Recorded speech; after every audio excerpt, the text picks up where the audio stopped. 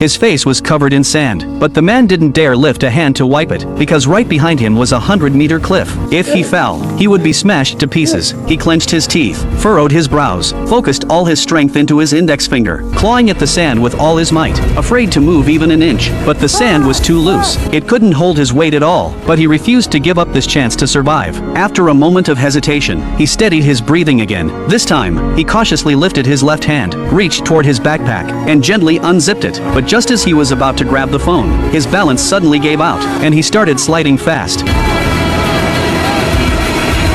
Thankfully, he spread his limbs in time, barely saving his own life, but now he had nowhere left to go. Above him was loose sand, below him solid unforgiving rock. One wrong move would mean certain death. The man was terrified. Fear and helplessness took over his entire body. Suddenly, a thought flashed through his mind. He seemed to have an idea. Right after, he began mumbling to himself. Turns out he was timing the waves crashing against the rocks. After a few rounds of counting, he locked onto the right moment, barely surviving. The man was overwhelmed with joy. His tense nerves finally relaxed, but then, a sharp pain shot through his palm. Only then did he notice there was a 10-centimeter gash across his hand. The gruesome sight was too much even for him to look at, but still, at least he was alive. After collecting himself, the man got up and prepared to leave, but as he took the first step, with a crack, he collapsed onto the rocks and passed out. No one knows how much time passed before the waves finally woke him up. He tried to move, and found that his legs no longer worked, dragged himself to the edge of the reef, and flipped himself into the sea, with half his body paralyzed. He used one arm to swim forward with all his strength, but halfway there, he felt something wrong. A sharp pain hit his abdomen,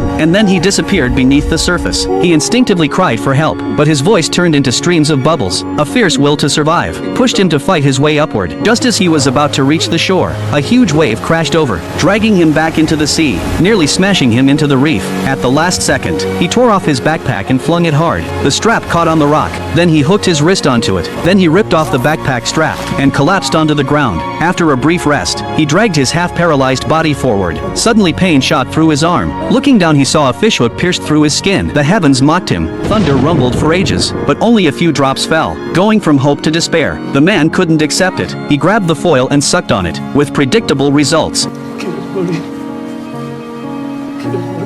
The next day finally came. He leaned against a rock, completely still. A seagull slowly approached. He gripped a wooden stick tightly, watching the waves roll across the surface. The ocean had once been his proudest stage, but now, he could only lie here and watch. Even the nearby seagulls mocked his weakness. That thought filled him with rage and defiance. He grabbed the surfboard and dragged himself toward the sea. Right then, his eyes were full of determination. Dragging his broken body, he swam into the depths without looking back. He never gave up. Again and again, he fought through the waves, and finally made it to deep water. Hours later, he was completely spent, not even able to move a finger. He closed his eyes and let himself sink. This time he no longer feared death. His face showed peace and calm. But just then, a yacht appeared overhead, and a diver pulled him up. Just like that, the man was rescued. Later, after recovering, he returned with his wife to the same place. All the painful memories came rushing back, filling him with sorrow and anger. But it was those very hardships that made him stronger and braver.